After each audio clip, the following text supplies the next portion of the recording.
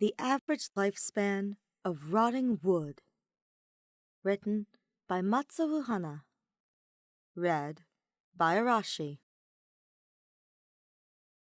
There were 2 glasses and an empty wine bottle on the table when Kaveh got home. He hadn't thought anything of it.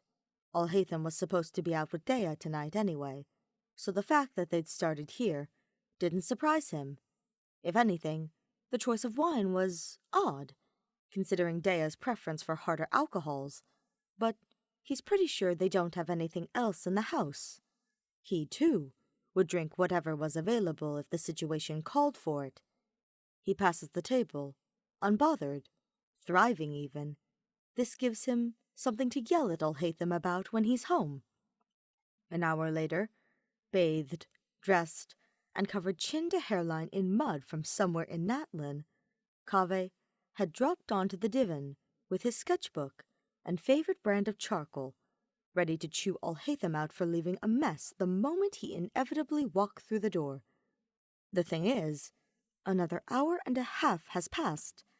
Kaveh is still here on the divan, mask washed off, and 4 new pages of his sketchbook filled, and Al-Haitham is usually in bed 7 minutes from now, but he still hasn't come home. This is weird. Kaveh knows it's weird, but he doesn't know if he's allowed to know it's weird, which makes his leg bounce faster than it already was. 7 minutes is enough time for Al-Haitham's 3-step night care routine, right? Maybe he's planning on showering in the morning, or maybe Dea just kept him out longer than usual against his will. It's not like he's dead. It's not like he's dead. If he was dead, Kaveh would know about it. Dea would have sent someone for him. Surely. Although, Kaveh isn't entirely sure that Dea knows he lives here. He's been keeping that little fact close to the chest, thank you, for fear of his financial situation becoming the talk of the town. Al-Haitham certainly isn't trying as hard as Kaveh is to keep it under wraps, but he wouldn't have just told her without asking Kaveh first. Would he? He isn't that cruel. So, Al-Haitham could be dead. But what if he isn't? What if Kaveh shows up to the tavern in his sleepwear, with his freshly exfoliated, dewy complexion, and Al-Haitham is just, like, a little too drunk to get himself home just yet? Kaveh would die at that point, but either way, one of them is ending up dead. It might as well be him. Fuck, is he really about to trek across the city in his slippers to drag his roommate's corpse home in front of Lambat's entire clientele? Of course not, he thinks. He can take 20 seconds to change his shoes. Kaveh closes his sketchbook and sets it on the table, trying not to think about the fact that he knows Al-Haitham's sleep schedule. He used to know Al-Haitham's sleep schedule, back when they shared a bed more often than not. Now, though, it feels a little new. He's only been back for 2 months. 2 months of walking on eggshells and trying to get their rhythm back, in some way. Is it enough to know how long his skincare routine usually takes? He can justify it with the fact that Al-Haitham's nighttime schedule impacts his own ability to use the bathroom and keep the hallway lights on, to be fair, but still, he's not sure he's earned the right to know Al-Haitham like this again. He's not sure he ever will. It doesn't matter, though. They can deal with Kaveh knowing too much and stepping outside of their unspoken boundaries once Kaveh is sure that Al-Haitham is actually coming back. He grabs his key from beside the door and steps out into the night, shivering against the cold. The walk to Lambad's isn't short, but it's familiar, at least. Kaveh has tread this path many times. Many times.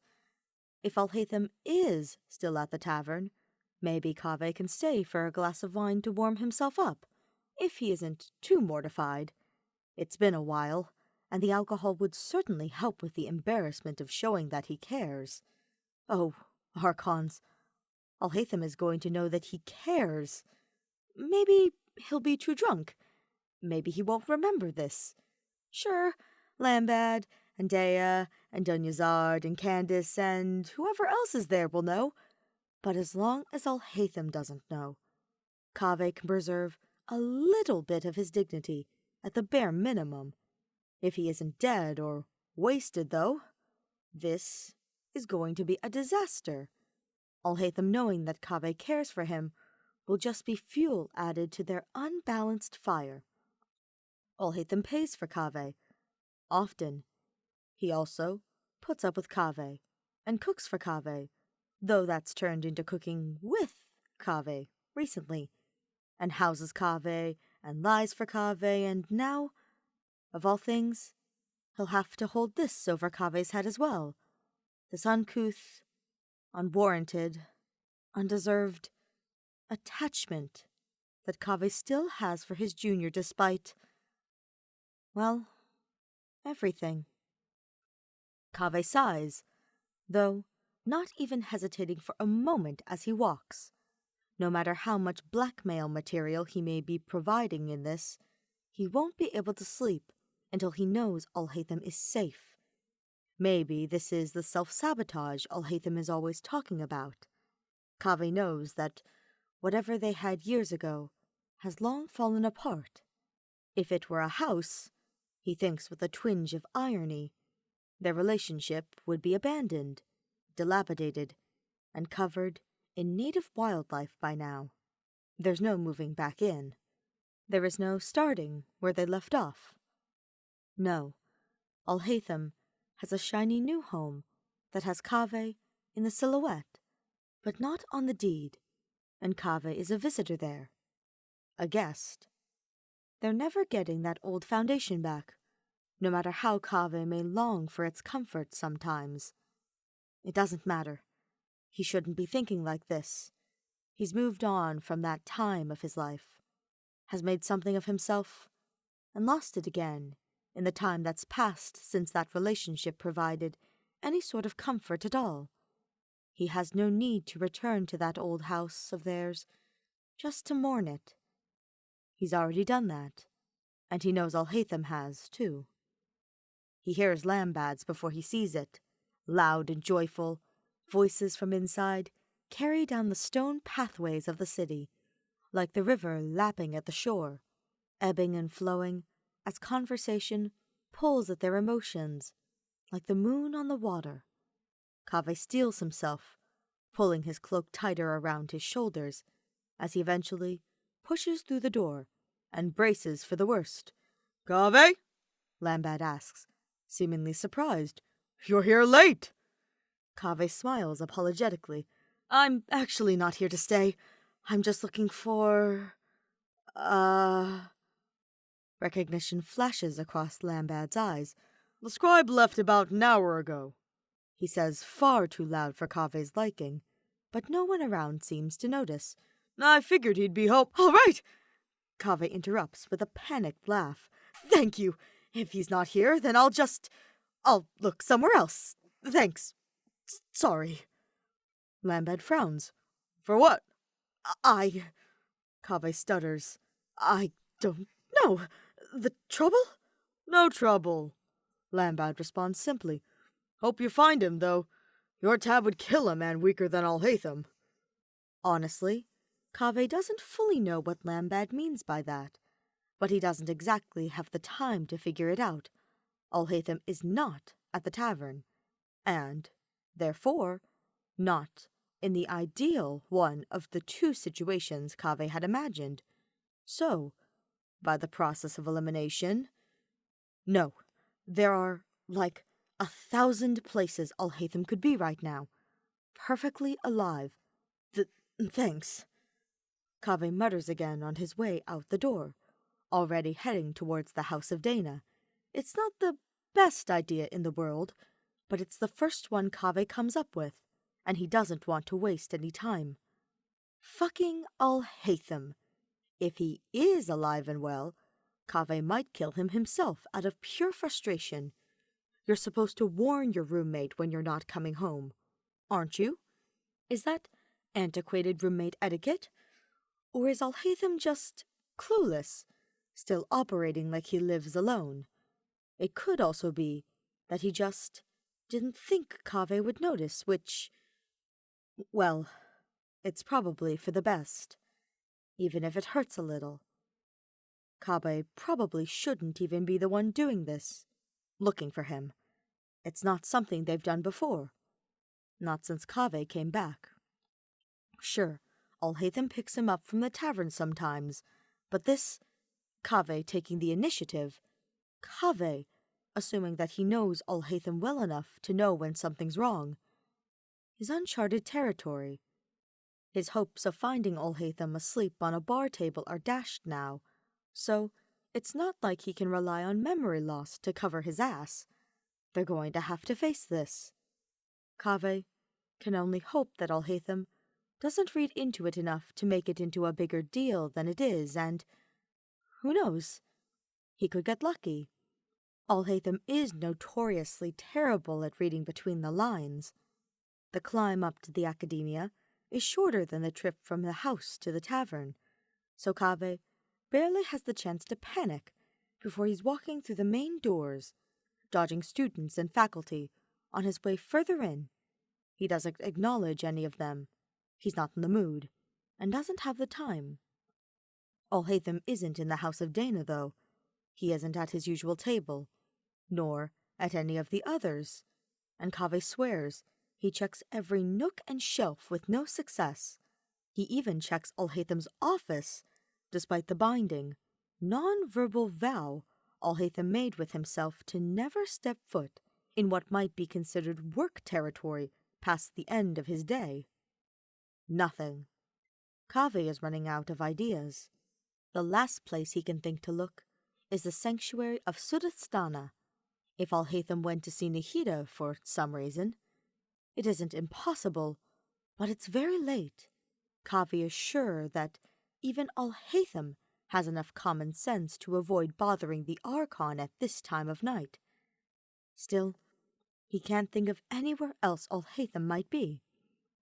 He steps back outside through the side door to the front lobby, pulling his cloak closer again as he makes his way up the branch of the divine tree that wraps around the side of the building. He's always loved this area. The use of the environment in the actual architectural structure of the place is ingenious, and it's inspired a lot of his work on projects with rocky or otherwise obstructed plots of land. It also leads to his favorite place in the entire academia, which doesn't hurt. Razan Garden will always be special to him. He's almost sure that Al-Haitham doesn't remember, but there was one night in Kaveh's second-to-last year, before either of them had confessed their feelings, though Kaveh knows his were fully formed by then, on which they'd come here long after they should have been asleep, just to... Actually, Kaveh has no idea why they'd been here. Al-Haitham had suggested it, and Kaveh had agreed. If only so the night wouldn't come to an end.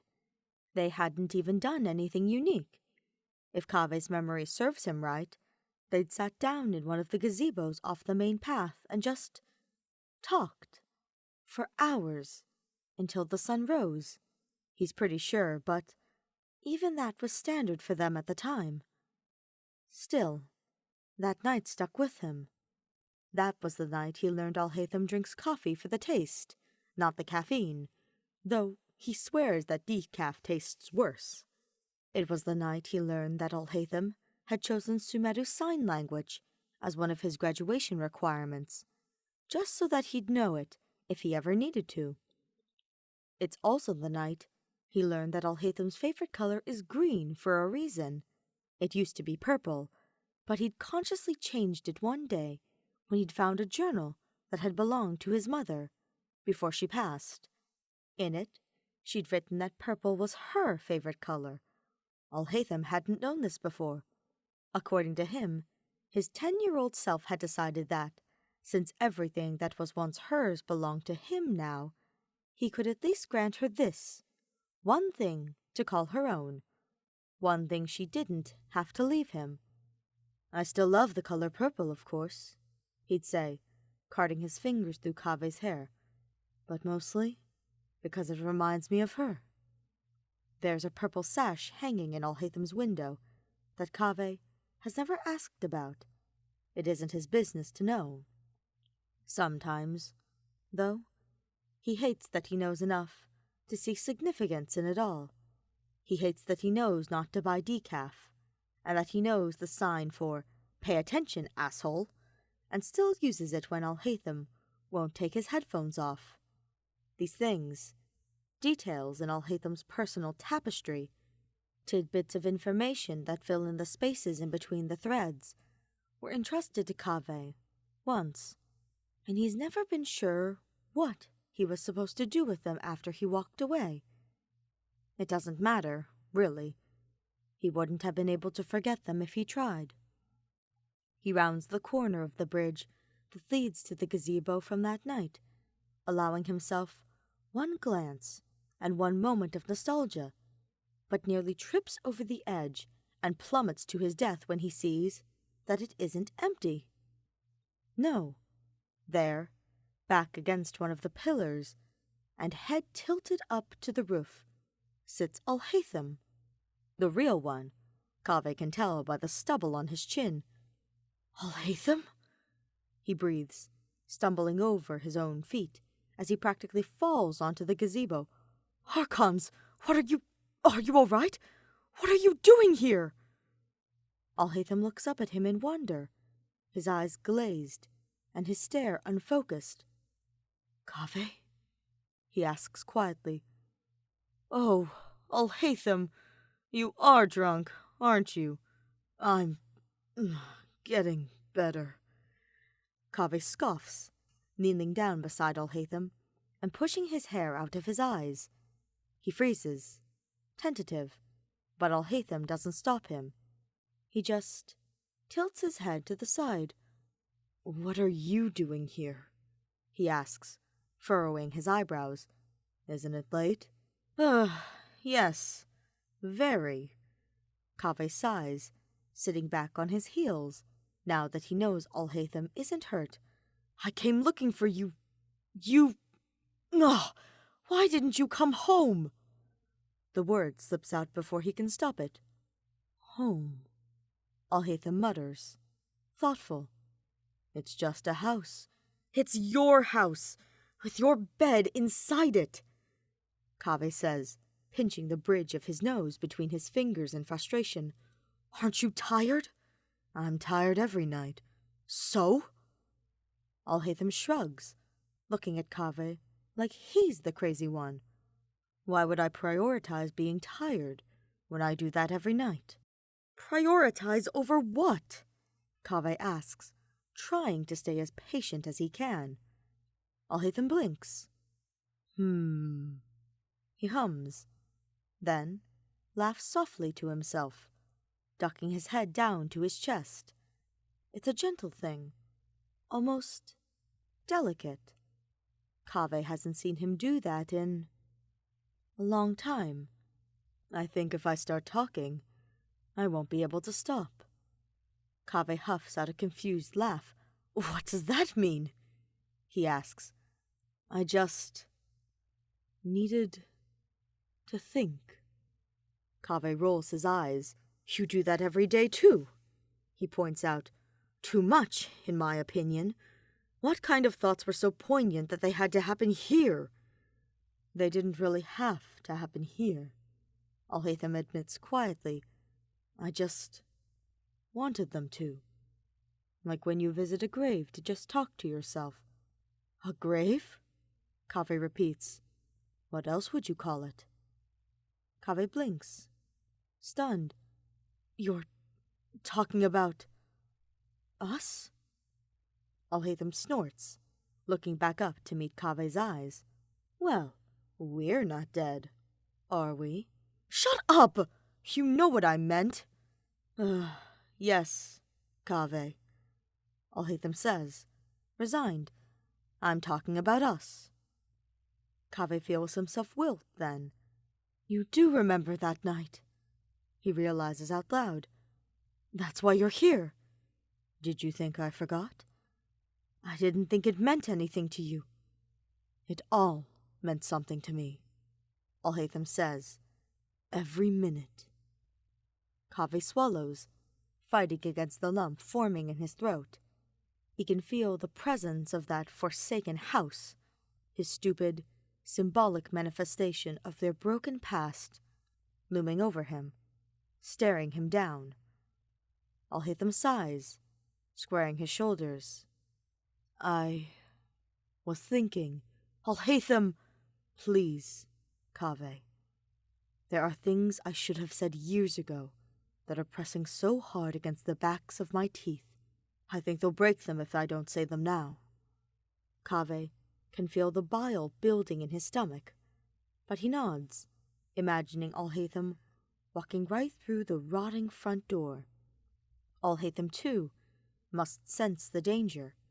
He inhales sharply, his lips drying in real time as air catches on them, like timid shoes over a raised threshold. His vocal cords creak like old floorboards, and his eyes flutter, tattered curtains over broken windows, torn shirts on a yellowed clothesline above the stairs. His next breath shudders as it's dragged into his throat, as if by lungs, too brave for their own good. Things are hard between us, he says simply, tracing fingers over cracks in metaphorical walls. I'm not all right with that. Kaveh hesitates, his hand tense against the doorframe. But he is curious, reckless maybe. Whatever the reason, he takes a step. What things? Everything, Al-Haitham admits, and the floor beneath Kaveh's feet threatens to give out. Sometimes I wonder what I could have done differently that would have saved us. But then Kaveh blinks. What? I think maybe I would have lost you anyway. And if we had been different, then you might not have come back. I don't understand. Al-Haytham's tongue darts out to wet his lips. You left because you wanted to, because you had to, even. If I had kept you, if I had been selfish, I think the damage might have gotten too severe to mend. Kaveh scoffs, picturing his hands splayed over the rotting wood of an exposed beam. Is it not already? He asks quietly. Have we really mended anything at all? Mended anything? Al-Haytham repeats slowly. Maybe not. Then what are you saying? Would you have come looking for me tonight, if I had asked you to stay? Back then? Kaveh sighs. If you had asked me to stay, I would have. You wouldn't. I would, Kaveh insists, and Al-Haytham leans forward, his gaze sharp. For a while, maybe, but you know yourself as well as I do. Probably better now. We would have lasted weeks more at most. Kaveh swallows, dizzy with the smell of deterioration. I regret things, I think, but I wouldn't do them differently. What? But neither would you. Al-Haytham insists, beckoning for Kaveh to follow him down a darkened hall. That's who we were. It's what needed to happen, isn't it? Kaveh feels his blood boiling, feels the draft in this abandoned house of theirs, lifting the hairs on his arms and urging him to run away instead. You're being cruel, he mutters. I'm not. I'm being truthful. You can be both. And I have been, in the past. Al-Haytham's eyes dip from Kaveh's own to the crest of his cheek, then lower still. That's what I'm trying to say. We had to go through what we did back there. And this, the Kaveh I'm looking at right now, is worth it all. Kaveh huffs. Where are you going with this? He asks, his voice echoing through empty halls. What are you doing? Mending, Al-Haytham breathes. Or Maybe building something new. Something new? Al-Haitham blinks, his gaze snapping back up to meet Kaveh's once again. He clicks his jaw to the side, his eyebrows pulling together for half a second, searching Kaveh's eyes for something Kaveh isn't sure he'll find. And then, please. Kaveh feels sick. He's afraid and overwhelmed, and it's dark, and he's trapped in this metaphorical house, now alone in the foyer, and not convinced that it won't come crashing down around him at any moment. The thing is, if this Al-Haitham had shown up at Tainari's place the day after their falling out, Kaveh probably would have taken him back. Now, though, Kaveh has failure under his belt. He has loathing in his repertoire. He has versions of himself tucked away like notes in coat pockets, forgotten until the next time it gets cold. He has issues with self-worth, sure, but he knows that. So it's with practiced confidence, scooped up in both hands and held close to his chest, that he says what he says next. It comes out broken and weak, but it comes out, and that's the important part. I deserve better. Al-Haitham doesn't flinch. I can be better, he says, like it's easy. I promise. Kaveh shivers, shifts from one foot to the other to test the sturdiness of the foundation beneath him. It doesn't give. Okay, he says slowly, deliberately. Okay. But what about you? What about me? You deserve better too. Kaveh tries. Kaveh, what the fuck do you think could possibly be better for me than you? There are tears in his eyes. Kaveh realizes this very suddenly, as though he hadn't been looking. Or maybe it happened in the last half a second at most. There are tears in Al-Haytham's eyes, though, warming like tepid water underneath his blazing, celestial gaze. Al-Haytham, are you crying? Kaveh asks gently. Al-Haytham sniffs. That's not a real question. Al-Haytham, you're crying. What did you expect? Al-Haytham asks, and there's an ache to his voice that wasn't there before. The urgency with which he'd been leading Kaveh through this conversation is gone. In its place, a sort of tiredness, a little bit of fear.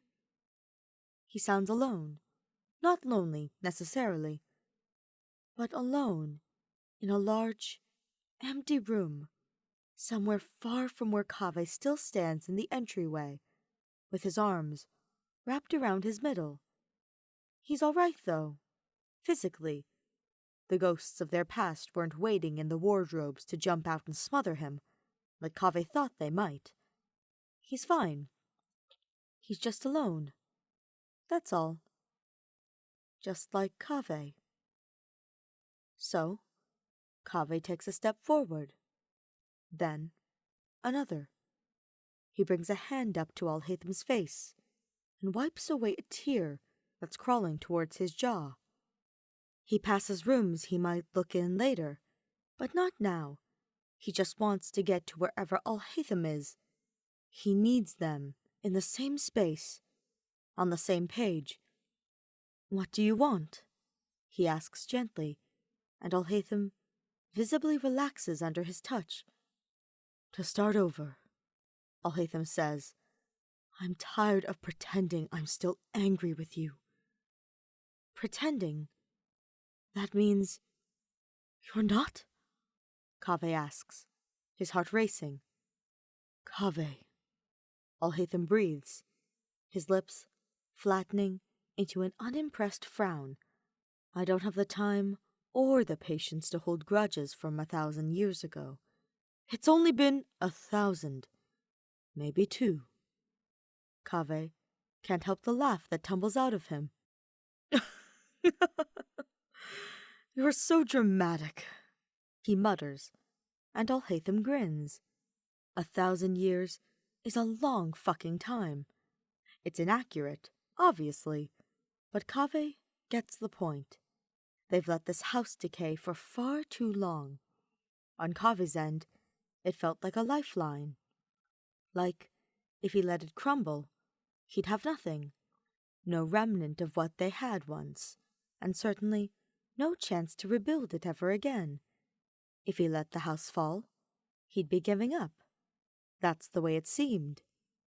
Now, though, he wonders, did it have to get this bad? How long is rotting wood really supposed to last? Surely the house would be splinters by now.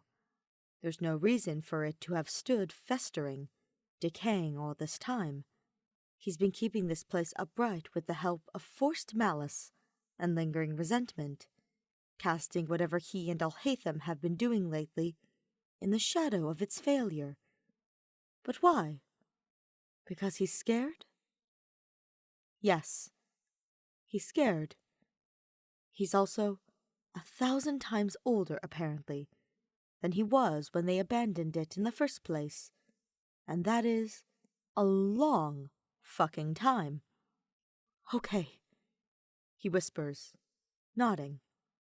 Yeah, let's start over. He hears something shatter down the hall. We should get out of here, he says, even though Al-Haitham won't really understand what he means. He can't hear the residual bitterness and hostility in Kaveh's mind raining down around them. He can't feel the ground begin to shake. He takes Kaveh's hand without question, though, and lets himself be pulled to his feet. Where are we going? He asks, and Kaveh smiles, not letting go. Home. He steps over the edge of the gazebo and back onto the bridge, picturing the cracked stone of neglected front steps beneath his feet. It's all right. There's no need to fix them anymore. No need to try to keep them around. He and Al-Haitham are a 10-minute walk away from a set that's fully intact, after all, complete with potted plants on either side and a fresh start right through the door at the top.